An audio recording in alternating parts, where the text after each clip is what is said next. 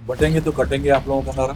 मुझे इन सब विवादों में पड़ना ही नहीं है। ये वोट जिहाद क्या है सर? मैं इन बातों पे कोई कमेंट भी नहीं करता और मैंने हर समय नए व्यक्तियों को सपोर्ट किया। Like mister Devendra Fadnavis. हाँ, उसको राजनीति में मैं नहीं लाया। थोड़ा इस बार मार्जिन क्यों लगता है आपको? लोकसभा में क्या हुआ? और इस बार कांग्रेस ने ये प्रोपोगंडा किया अगर बीजेपी को 400 सीटें मिलेगी तो बाबा साहब का संविधान बदलेगा। चक्की पीसिंग देवेंद्र फडणवीस का कमेंट। कौन मित्र और कौन दुश्मन है, कब क्या होगा ये बताए। Anything can happen in cricket, politics and love. देखो, राजनीति का अभी जो स्तर है महाराष्ट्र में थोड़ा नीचे जा रहा है।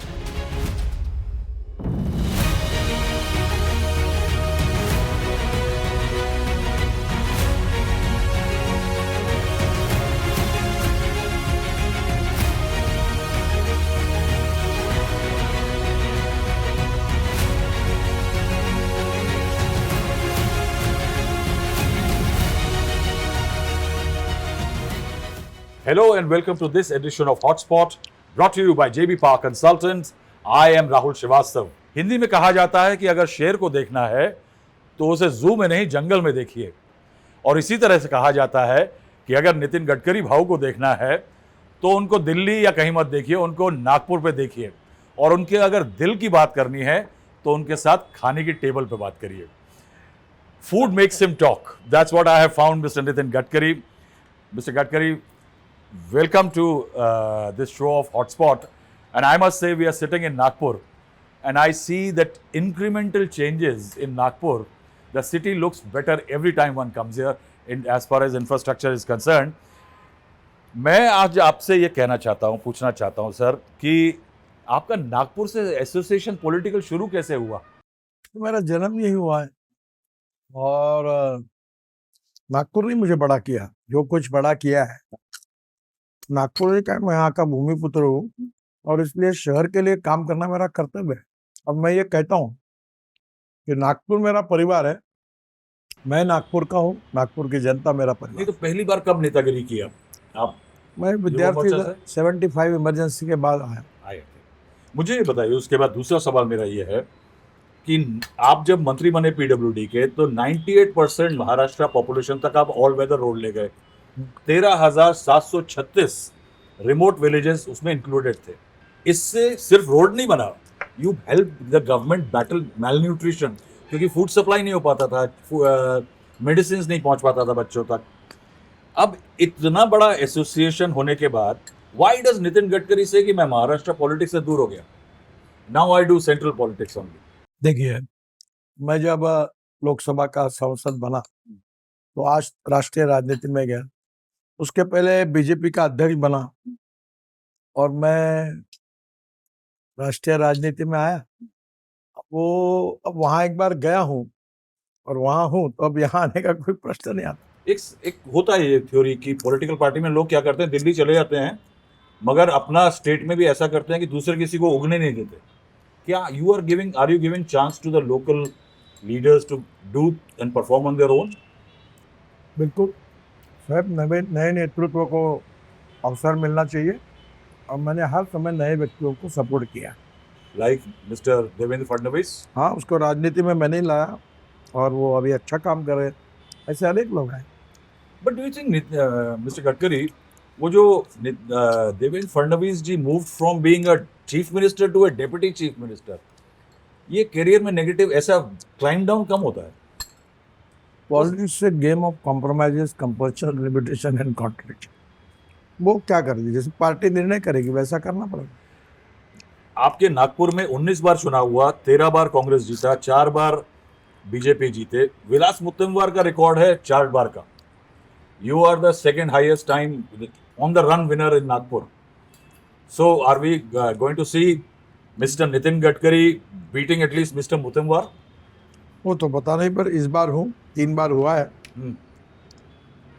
अगले बार पार्टी जनता निर्भर करेगी। थोड़ा इस बार मार्जिन क्यों लगता है आपको? लोकसभा में क्या हुआ? और यहाँ are you worried about that? देखो, नागपुर ये बेसिकली कांग्रेस की सीट है। इमरजेंसी में 77 का जब चुनाव हुआ था तो पूरा विदर्भ कांग्रेस जीत गई थी। यहाँ दलित मुस्लिम पॉपुलेशन बड़े पैमाने पर है और इस बार कांग्रेस ने ये प्रोपोगंडा किया अगर बीजेपी को 400 सीटें मिलेगी तो बाबा साहब का संविधान बदलेगा। इसके कारण काफी नुकसान है। नेता आपके पास बड़े थे देश के, मशीनरी आपकी बड़ी, सबसे बड़ी दुनिया की पार्टी, आप नेगेट क्यों नहीं कर पाए उसको? ये एक बात बात का कोई ओपिनियन बन जाता है, चुनाव का वो विषय बन जाता है। तो वो विधानसभा में कैसे चेंज होगा परसेप्शन? अब लोगों को पता चला कि ना हम घटना बदलने वाले हैं ना बदलने देंगे, तो वो मुद्दा पीछे पड़ गया। Vidarbha is a totally Congress versus BJP battle by and large. Basic. तो क्या लग रहा है कि विल द बीजेपी अपना ग्राउंड वापस ले पाएगी? हाँ, ऐसा लगता तो है। इस बार हमको क्योंकि आप पिछली बार 15 सीट का लॉस हुआ था आपको इस रीजन में। अगर 2019 भी देखें तो आपको 15 सीट का नुकसान हो गया था इधर, क्योंकि 2014 में 44 सीट का हाई आया था इस रीजन में। इस बार जीतेंगे। एग्रेरियन डिस्ट्रेस है, क्राइसिस है तमाम, बहुत ज़्यादा दलित्स नाराज हैं, बुद्धिस्ट नाराज हैं। यानी ऐसी स्थिति नहीं है। मुझे को लगता है कि इस चुनाव में निश्चित रूप से हम जीतेंगे। एक नाथ शिंदे, सर्कमस्टांसेस से उनको चीफ मिनिस्टरशिप मिला, how has he perform? Do you think he has emerged as a driver की तरह इमर्ज करा, एक leader who can lead the party to election?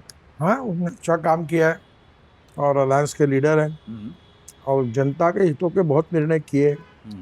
निश्चित रूप से क्या अजित पवार का, देवेंद्र का, दोनों की जो जोड़ी है मिलकर सब लोग अच्छा परिणाम मिले।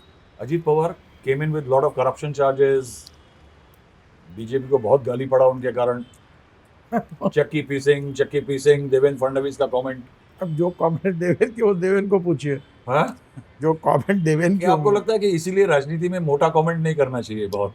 कौन मित्र और कौन दुश्मन है, कब क्या होगा ये बताए। Anything can happen in cricket, politics and love and war. तो यानी इसीलिए थोड़ा जबान संभाल के बोलना चाहिए। अच्छा, ये एक बात और है, ये इस चुनाव में गद्दारों का युद्ध कहा जा रहा है। एक गद्दारों का लिस्ट है, जयचंदो का मैंने बनाया। बीजेपी शिवसेना को कहता है गद्दारी किया 2019 में, कि हमको छोड़ के चला गया। उद्धव ठाकरे कहते हैं बीजेपी ने गद्दारी किया, मेरे को सीएम सीट कहा था, देने को नहीं दिया। उद्धव ठाकरे शिवसेना एक नाथ शिंदे को गद्दार बोलती है। एनसीपी शरद पवार अजीत पवार को गद्दार बोलती है। शिंदे जी कहते हैं यूबीटी ने बाला साहब ठाकरे से गद्दारी किया। ये गद्दारियां क्या कहानी है सर? देखो, राजनीति का अभी जो स्तर है महाराष्ट्र का, वो थोड़ा नीचे जा रहा है। महाराष्ट्र की जो आज तक का इतिहास, संस्कृति और विरासत है, महाराष्ट्र एक सुसंस्कृत राज्य है। प्रचार की लेवल नीचे जा रही है, ये महाराष्ट्र की परंपरा को शोभा देने वाली बात नहीं है। मैं इतना ही कह पाऊंगा। बाकी लड़ाई विचारों की होनी चाहिए। गद्दार बोलना, लड़ाई परफॉर्मेंस की होनी चाहिए। गद्दार बोलना सही है नहीं, अभी जो राजनीति चल रही है उसका मुझे कोई प्रतिक्रिया। Sharad Pawar, somebody like Sharad Pawar is using the term, मुझे यही लगता है। जबकि बीजेपी ने काउंटर में कहा है कि ये पार्टी स्प्लिट करने का ये सब तो सबसे ज़्यादा चलन शरद पवार जी शुरू किए। When he split in 1978, they were Congress votes. मैं तो मराठी मानस करके इतना ही चाहूँगा, जो राजनीति जरूर हो, चुनाव में एक दूसरे के खिलाफ लड़े और मर्यादा का सबने पालन करना ही महाराष्ट्र की प्रथा, परंपरा और सम्मान बढ़ाने वाली बात।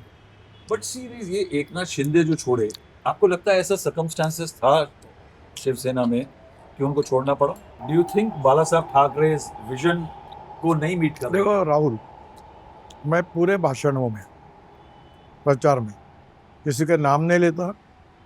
हमारी सरकार ने, मेरे डिपार्टमेंट ने महाराष्ट्र में क्या काम किया है बताता हूँ। किसानों की समस्या, युवाओं की समस्याओं की बात करता हूँ। मैं इन बातों में कोई कमेंट भी नहीं करता और मुझे इसमें पढ़ना भी नहीं। ये वोट जिहाद क्या है सर? बड़ा बातचीत कर रहा है आपके, मुझे पढ़ना ही नहीं। क्या होता है, आप मुझे सवाल पूछोगे, मैं जवाब दूंगा, फिर आप दूसरे को जाके पूछोगे गडकरी ने ऐसा, फिर उसको पूछोगे इसने क्या कहा। आप लोग नहीं, मैं नहीं पूछता, आप मैं आपसे पूछ रहा हूँ बस। मीडिया आग लगाने का ही काम करता है। नहीं, मैं आपसे सिर्फ पूछ रहा हूँ कि ये टर्मिनोलॉजी पहले महाराष्ट्र में यूज नहीं होता था। I don't have any comments. बटेंगे तो कटेंगे आप लोगों का नारा।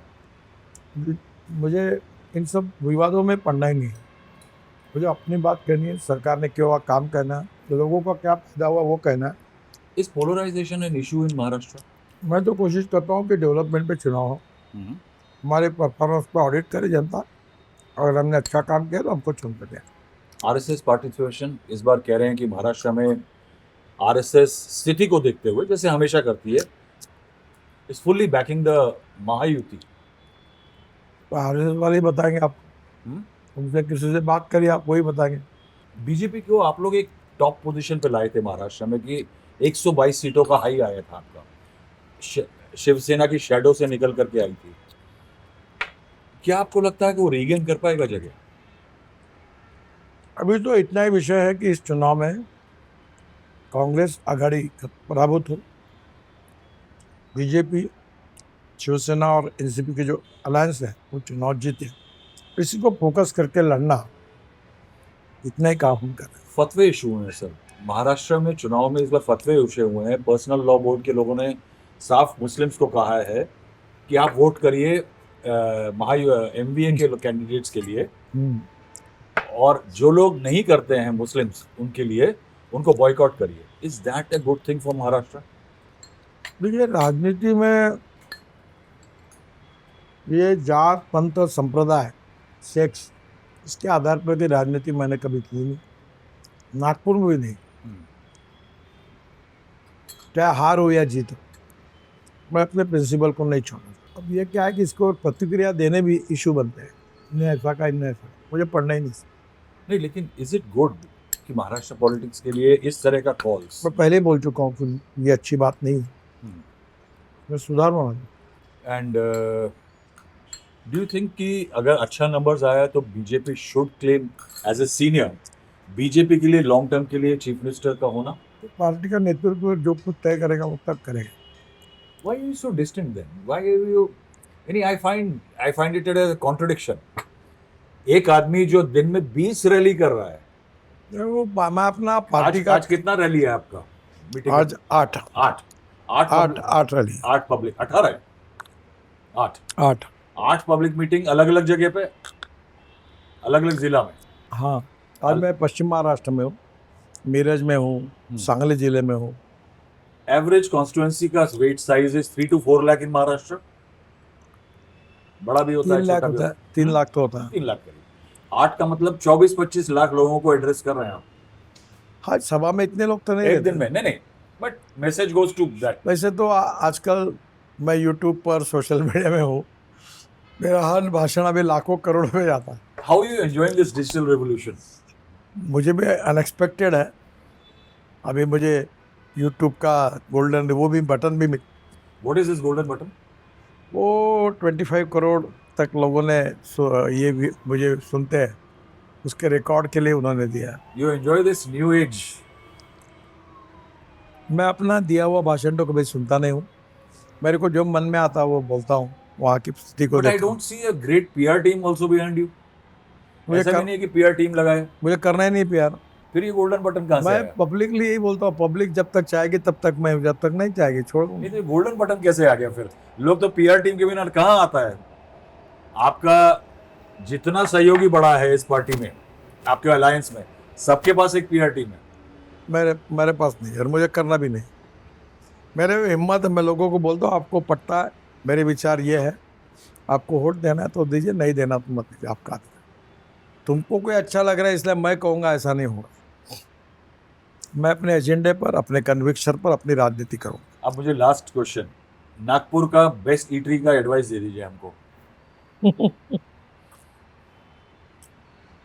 आप नॉनवेज खाते हैं? मैंने एक बार खिलाया था, आप सावजी जाके खाए। अच्छा, and which is the best veg place to eat?